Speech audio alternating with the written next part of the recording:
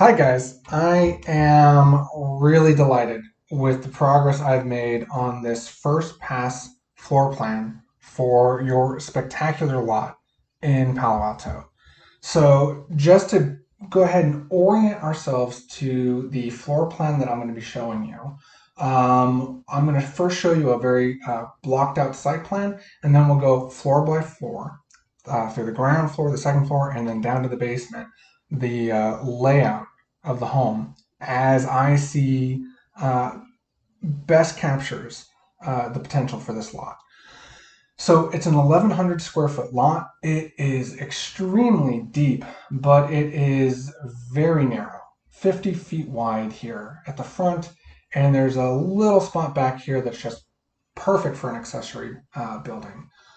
The big challenge when working in Palo Alto is uh, two things: the daylight plane, of course, but also the contextual garage setback. That thing's a real bummer sometimes. If more than half of the neighbors on your block um, have their garages in the back half of the lot, you too then have to have your garage in the back half of the lot. And just for what it's worth, this line right here is the back half of the lot. So typically what people will do is they'll put the garage as a detached structure tight against the rear property line and the side property line, and then do a 10-foot wide space for a 8-foot wide driveway. And that's okay, but man, oh man, that's a long driveway back to that garage, and it's not really fun experience getting out of that, backing all the way up again. That is not fun for anybody. So I want to avoid that, and I think the key to doing a successful Palo Alto basement project where we have to have the garage in the rear half of the lot, like we do, is to try and put it as an attached garage attached to the main home, right up against the halfway point right here. And by doing so, by attaching the garage, we're able to take advantage of the garage space when we're building the basement or designing the basement. If the basement, I'm sorry, if the garage is a detached structure, we can't put a basement under it. Whereas with an attached garage, we can build basement space underneath it. And I think that is going to be pretty crucial, or a very worthwhile trade off to trying to fit the garage here and, of course, a backup space. So we'll see that pretty soon. But as I mentioned, the other difficult challenge in Palo Alto is the very restrictive daylight plane, which takes off 10 feet up in the sky above your lot lines here, and then angles in at 45 degrees until we reach the maximum height, which is typically 30 feet. 30 feet is plenty high, but that 10 foot up and then angling at 45 degrees really, really limits the ability to build tall spaces right at the 6 foot allowed side setback.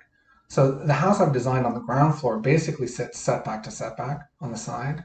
But the second floor that I've designed for you, because we're doing a mix of 10-foot and 12-foot ground floor spaces, you'll see that the second floor really has to be stretched out in the middle. There's really not room under that daylight plane to build anything over at this sort of 6 foot side setback line. So you'll see that as well.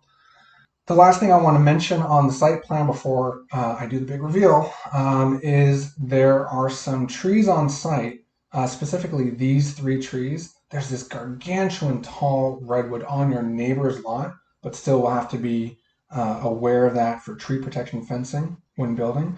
But then there are these two palm trees. This very, very tall, skinny palm tree, but then this magnificent 22-inch palm tree here. I at first was worried about this tree because I thought, man, with such a narrow lot and having to put a driveway on the side, we're really going to be hurting for frontage. Am I going to want to destroy that tree or move that tree? And after talking to my arborist, he was saying it's a $30,000 value tree. It'd be about 40K to try to move it. 30K to buy a new one and have it installed, but 40K to dig it up and move it on site. So, that the beauty of it, the placement of it, the fact that your neighbor's front door kind of faces right at this tree, I don't think they'd be very pleased with removing it. So you're going to see a solution from me that really celebrates this tree and intends on keeping that tree. So let's take a look at the site plan I have in mind for you. So with the very deep contextual front setback that we're required to have, we have a very deep, very gracious front yard available for the landscape designer to really flesh out.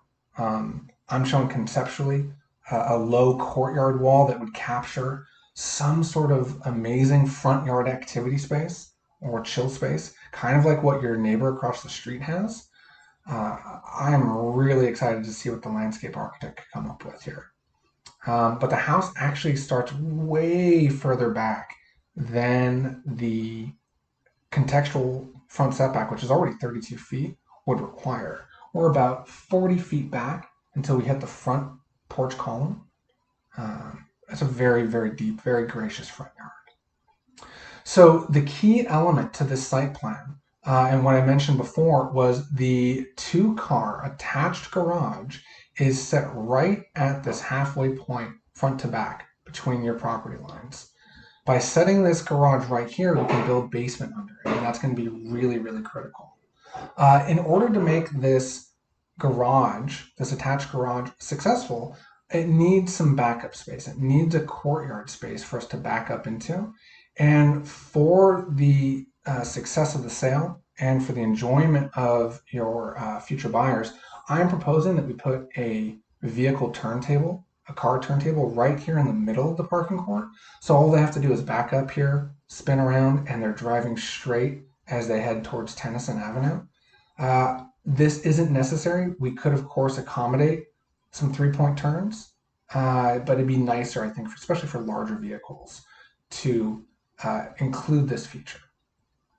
So this vehicle courtyard space, this backup space, is pretty large, and it does stretch the home out front to back, but I think that's okay. We already kind of want to stretch the home out towards the front so that we're not giving up so much space for the front yard.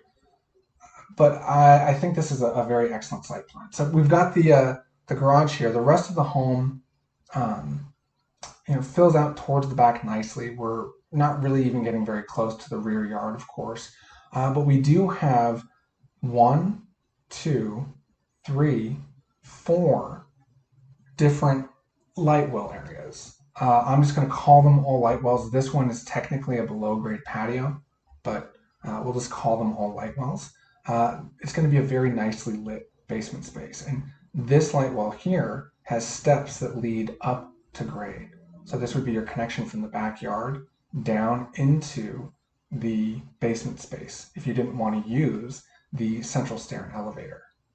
We have a backyard here with an outdoor kitchen and then a pool space, a tentative little pool space for now, and then a detached ADU that is 800 square feet and is taking advantage of the 4-foot side and rear setbacks and the fact that there is no daylight plane for an ADU, though there is still the 16-foot height limit.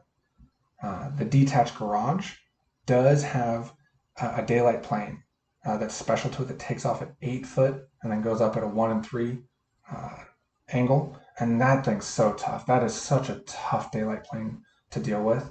But ADUs, no special daylight plane. It's really, really great. All right, let's take a look now at the floor plan of the ground floor. Right off the bat, I'm really excited about your home's orientation. We're really stretching the home out along the southern facade, stretching so we're going to get a lot of southern sun into the living room and potentially into the family room as well. I'm really excited about this. So let's start at the street. We would drive up. There'd be a vehicle gate right here that would allow you into the two-car garage. And then there'd be a door into the central spine circulation, the central hallway. But let's go back to the street and enter the home as if we were a guest. So I'm showing in a fenced-in courtyard, not fenced in, but a little walled-off courtyard area. These would be a mix of 3-foot and 4-foot tall wall sections. I think it'd look pretty interesting, but I'd like to work with the landscape architect, make sure that they're on board with that too. One of these would have a entry gate that would allow you to take a path to the front door. The front door here is underneath a cantilevered portion of the second floor. So there's a bedroom on the second floor right above us here. So I think it's a really dramatic entry.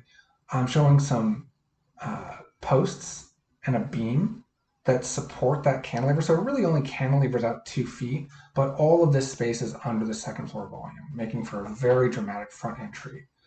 The entry doors open into a very large open living room. It's not a dedicated foyer per se, but we do have a coat closet right here, not too distant for when you do greet guests here.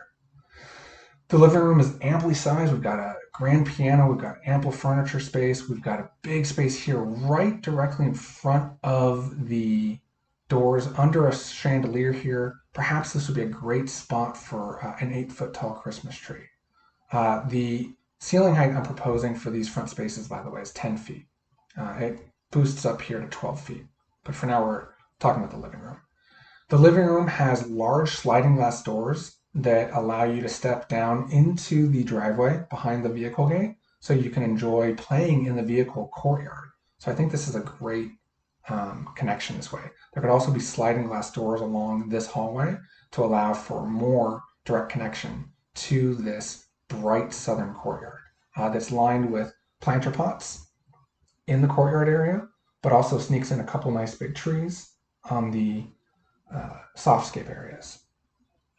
Along one side of the living room, where there would be windows. I'm not showing all the windows. I show the doors. Windows will come after I do the 3D modeling.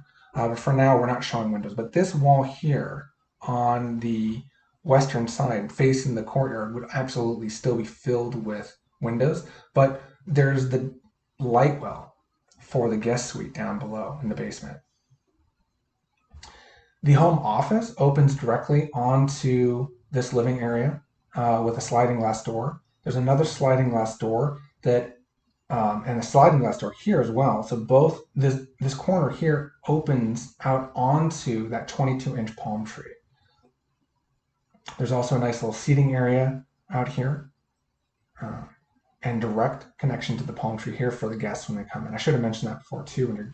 When guests come to the front door, they go along this path, they can't help but see the framed view of the palm tree through this opening between the living space and this support post. So I'm really excited about that. The office too has a commanding view of this palm tree. And should you want to do any business from this home, you can easily let people in directly just to the office without having to let them through into the living room. But if you wanted to let them into this lush waiting room, and maybe this is actually where you'd host the meeting. But anyways, I think it's a great home office space. It's got its own walk-in closet. And again, I mentioned the coat closet right here for guests. The office and the living area, this sort of formal space at the front of the house, has its own bathroom available. Although this is also the bathroom that's meant for the great room on the ground floor. So this is a central bathroom located for the office and for the great room. As we go past this hallway, there'd probably be some windows that look out onto this courtyard area with a couple big trees, some heat pump elements, and a U-shaped light well that services the stair, another bathroom down in the basement, and then of course the corridor down here so we're not walking through a dark, dank basement. So there'd be windows along here too. Here we've got the door that leads into the garage. But we're now getting to the stairs and the elevator. The stairs up are this way. The stairs down to the basement are this way.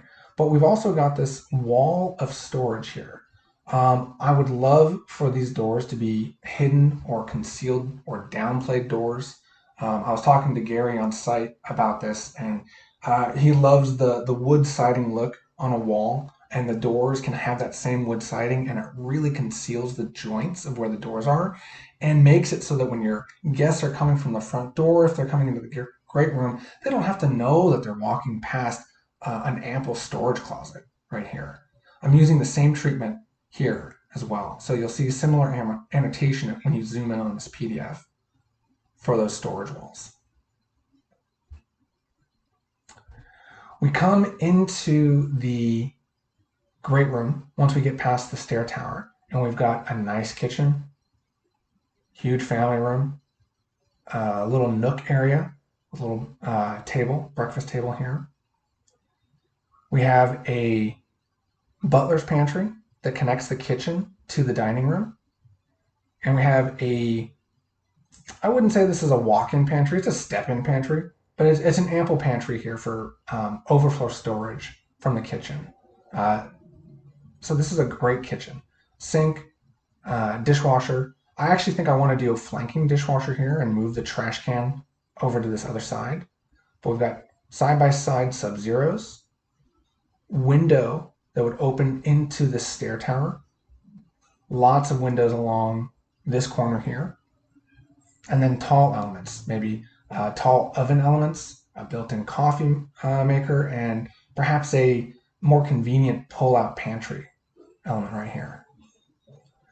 When you're doing the dishes at the island, you're very much a part of the family room. It's a bit of a distance. The room is rather large. I think it's over 22 feet in this dimension, so it's a bit of a distance to the TV, but still you're engaged at least with what's happening at the nook, and there can be plenty of seating at this island.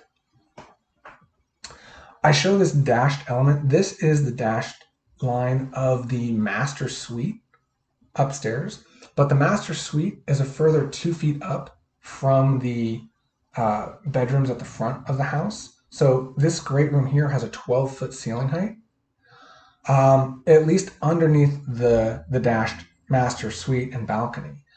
The kitchen, the dining room especially, and the family room could be taller in these areas, but I think what I'd rather do is keep the ceiling height at 12 feet for the kitchen and the family room, and just have great freedom and flexibility to put large skylights, especially in the kitchen on the northern side, which still does have limited windows, but I'm going to want to put skylights in this kitchen.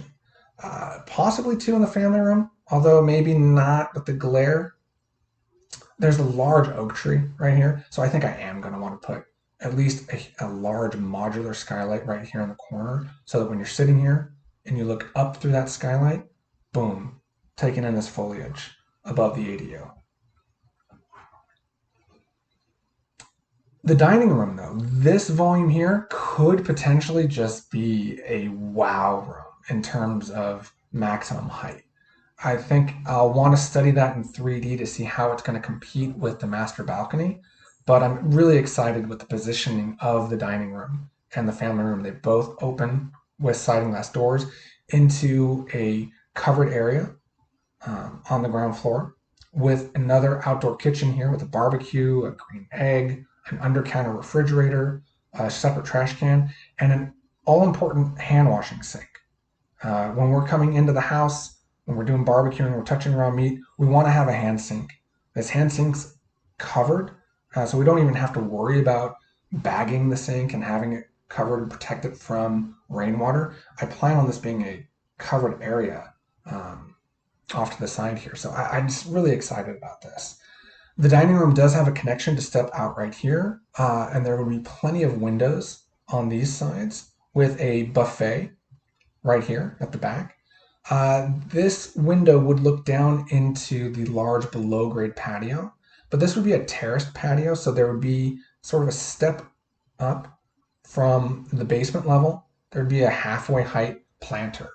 So I think looking down, you wouldn't be looking across a large void, you'd be looking at some Really impressive greenery.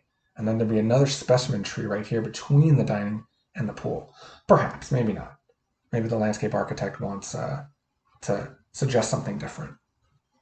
But this barbecue area also has this seating area around a fire pit adjacent to the pool. And of course, there's a nice dining table out here. This sliding glass door out, I don't think we want to do a pocket door system. I think I'd rather have just 3 panes of glass that would all come and stack down here, giving you a really wide opening right here. The glass stack would stay here, but it's still so open. It's such a simple solution, so much simpler than the pocket door. I really like this for this home. Great connection to the pool. Again, the landscape architect should take over on the pool design, and then of course they'll defer to the pool engineer for the actual systems and all that. But I've got pool equipment maybe right here. But I'd say let's do one of those beach shelves where it's really shallow water right here, where you can set some chairs into it. But then the proper lap pool would start right here, and then let's get a space behind the pool where we can put some of these lounge chairs out. And this is perfect. Remember, this is our southern exposure right here. So this is exactly where you're going to want to face. This is the exact angle you're going to want to face at noon. And I think it's great that we've got this opening between the ADU and the family room. We get this great amount of sun coming in unobstructed. And of course, the ADU is only going to be single story. So it's not like it's going to be blocking a lot of the light for the pool anyways. There, like I said on the site plan, we could step down right here and take some steps down, more steps down to get down to the very, very deep basement down below. Now, this stair, it's not super clean. I mean, it's clean enough. But one of the limitations we have in Palo Alto is though they do allow for a light well or a stair to encroach into the side setback by no more than 3 feet. I'm showing going in 2 feet. They only allow you to have 15 feet of length for that encroachment, which gets us less than half of the way there. So, we take advantage of that 15 feet where we can, but then we do a couple more landings right here, and then we jog the rest of the way up to the first step down right here. All right, let's head back inside and go to the stair tower, and we're going to go upstairs now. So we'll go up the stairs, or we can get in the elevator. We're going to go around this way and come upstairs. So we've come upstairs, and if we turn to our right, or if you go page left, or when you're going upstairs, you go right, you would immediately see a few more steps, 4 more risers. What this does is this gets our master suite an additional 2 feet higher up above the great room. So instead of being limited to the 10-foot ceiling height that the rest of the ground floor has, we get extra height in the great room. So we take these 4 more steps up, and while we're going up these steps, we can look back down the stairs, which I think is really an interesting treat. Go up to the stairs to a landing. The door opens up into the master suite, which is amply sized. It has a sliding glass door, very similar to the sliding glass door happening down in the family room. So I'm excited about the cohesion of the look for these 2 spaces for this rear elevation. But this opens onto another amply sized master balcony. Now your neighbor's pool is right here. So planning is going to require that we have a solid wall here. I'm on board with that. Let's build a solid wall here. We'll do a low guardrail here. So this master balcony will have a nice connection to the pool and the ADU and this tree here.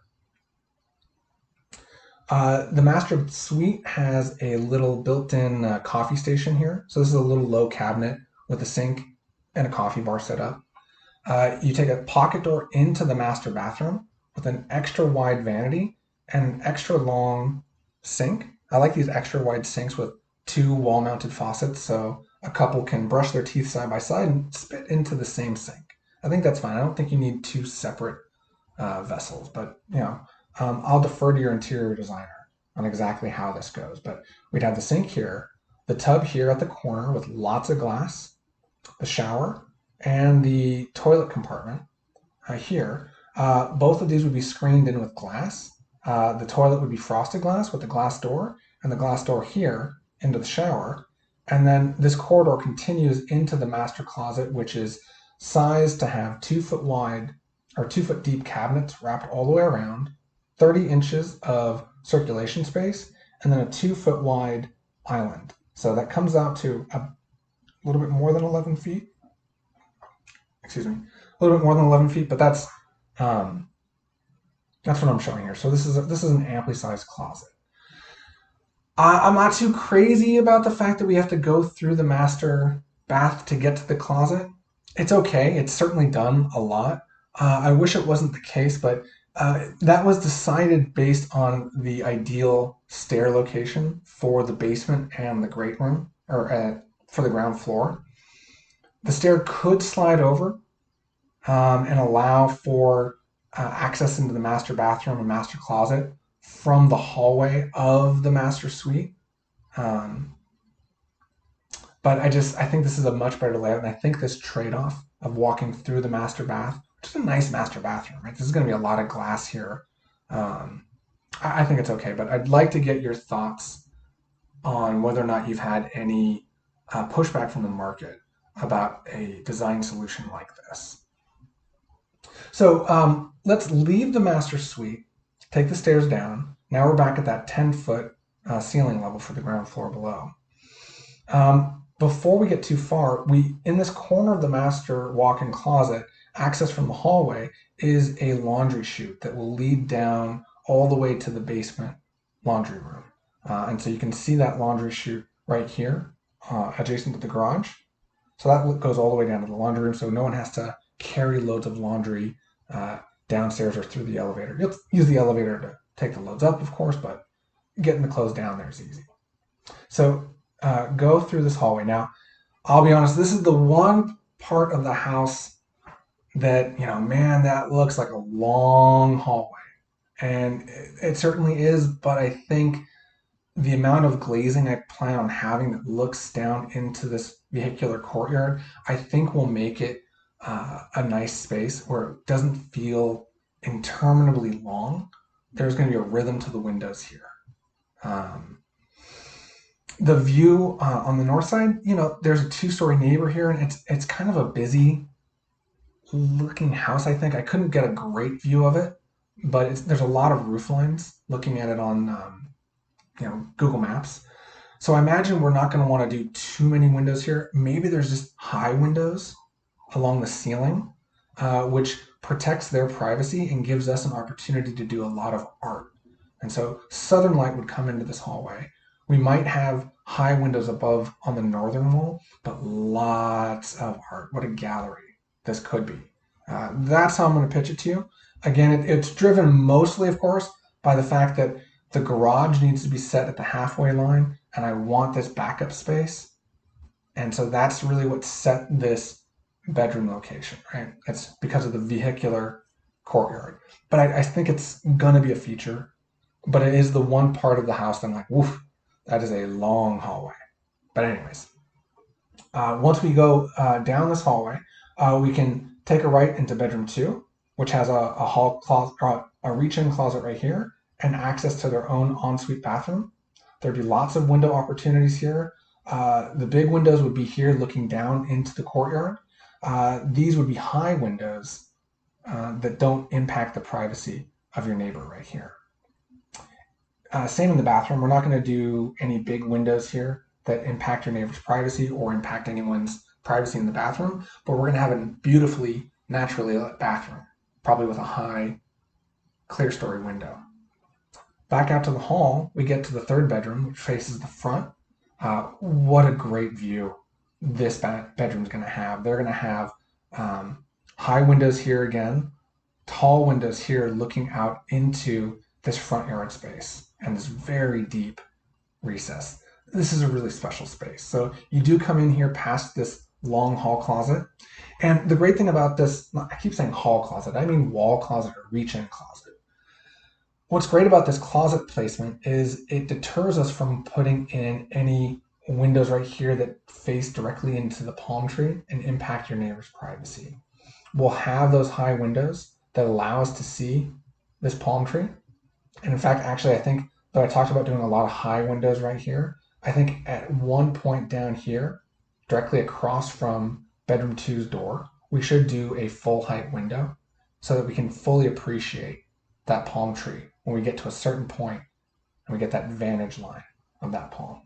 And we'll deal with the impacts to your neighbor's privacy. There's a lot of roof over the office, so I'm not too concerned about that. Oh, and by the way, I didn't mention this before, but at the office where we have these sliding glass doors with the great connection to the palm tree, there's no living space above here because of the daylight plane. So I also want to put a skylight here so that when you're at the desk and you look out that skylight, just commanding view, just completely occupied by the palm canopy. Very excited about this.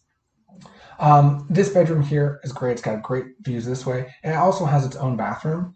This bathroom is landlocked. I don't have any way of bringing windows into this bathroom. So I think a skylight will be in order for this bathroom. But that's fine. That's a great way of bringing natural light into a space like a bathroom anyways, because it frees up wall space that might otherwise be occupied by towel bars and things like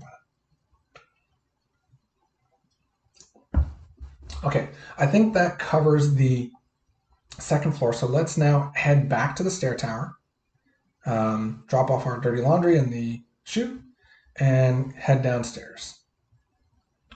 So we come down the stairs this way, come down, and when we get to the bottom of the stairs, we're immediately hit by the bar area with a raised counter with seating at the bar, and lots of cabinet space back here. But the bar faces into this very large rec room. The rec room is basically full width of the house above.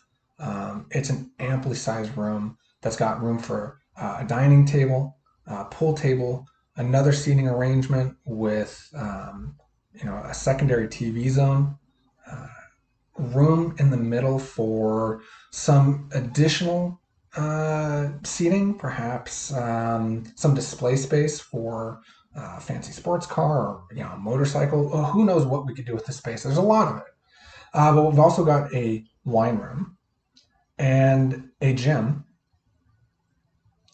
and a media room, home theater. So you come downstairs, and this is an impressive space. This media room would be double walled, so it would be extra quiet, and there'd be a control room just as part of the media room. This control room takes up a dead corner in the laundry space, and there's that laundry chute coming down, landing on some cabinet space. The stairs here, I wouldn't propose to close them in. I'd say let's have this be, since we're doing a contemporary home, let's have it be really open and sculptural. And that way, when we have this U-shaped light well down here, we can put some windows right here. And from this dining zone, you'd be able to see the light well. And this rec room is going to be naturally lit on 3 sides. So this basement's going to be lit on 3 sides. And I'm so excited about that. We're going to get this very large below grade patio, which should get a lot of southern sun coming into it and, providing nutrients to these, or energy to these plants here on this terraced level.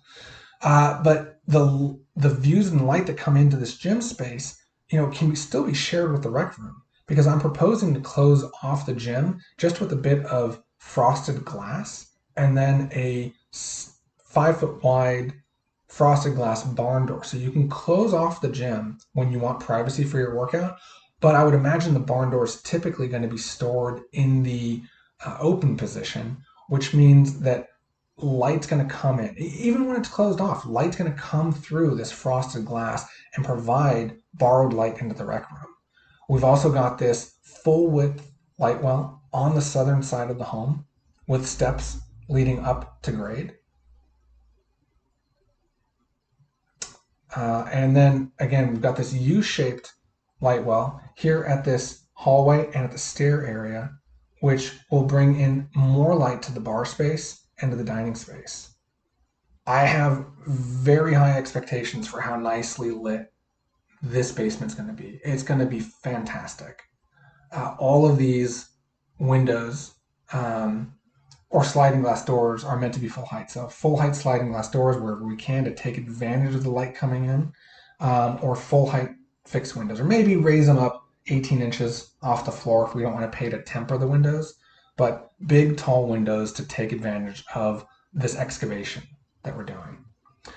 We come down the hallway to the bathroom available for the rec room.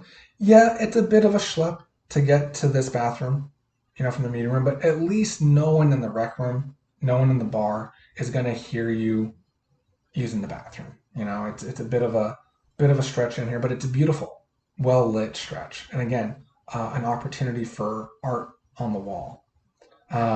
Just because this is a utilitarian space, I would propose that this door to the laundry room, which should actually open the other way, the door should swing out this way.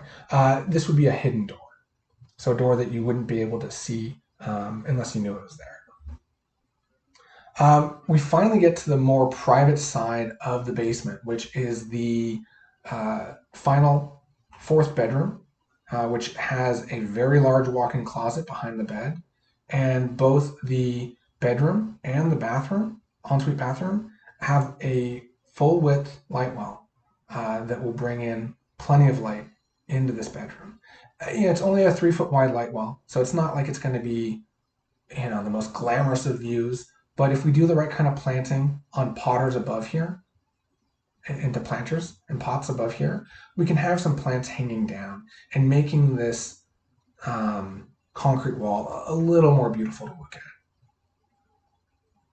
at. And for egress, this bedroom here would have a sliding glass door into the light well, and then there'd be a ladder right here.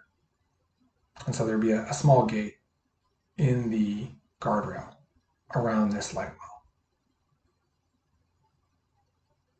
well. This bedroom too for the guests would also have a similar coffee bar inside it. Although, this could be nixed, but I think it makes sense. I think it's a good use of space, and it's a really nice amenity to have for long-term guests. Of course, they could always just go to the bar or the wine room. The last few things to talk about would be at the end of this hall. I would also put a window into this light well so that the end of the hall is also illuminated. So again, I'm so happy about this basement lighting. The end of the basement also has a utility room that we would pass through to get through to the overflow storage.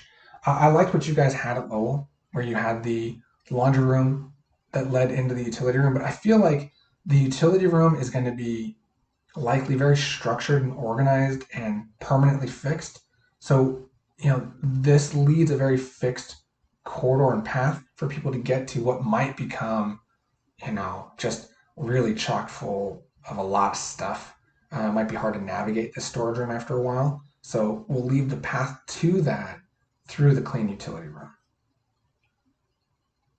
Even this bathroom down in the basement has access through a frosted glass window to natural light. We have hit the max allowed 4,050 square feet perfectly.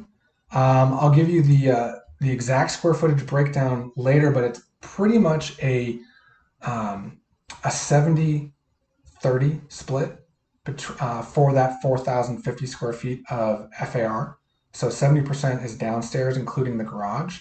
30% is upstairs, including the long hallway. I think it's such a great site plan, and we still have such a big rear yard. We have a 40-foot rear yard. We have a 40-foot, maybe even a little bit more, front yard. So the home is pretty much centered, both side to side and front to back. The garage is set as far forward as we can. And that really sort of dictated a lot of the resulting design. But I don't think this home's missing anything. I'd love to hear what you think. I haven't developed the accessory dwelling unit yet, but I'm showing an outline here that is zoning compliant right up to the 800 square foot limit, and has a really great relationship to the pool. This wall is centered on the pool, and there's room here for pool equipment. I am really eager to hear your thoughts on this first pass for your project in Palo Alto. Thank you so much.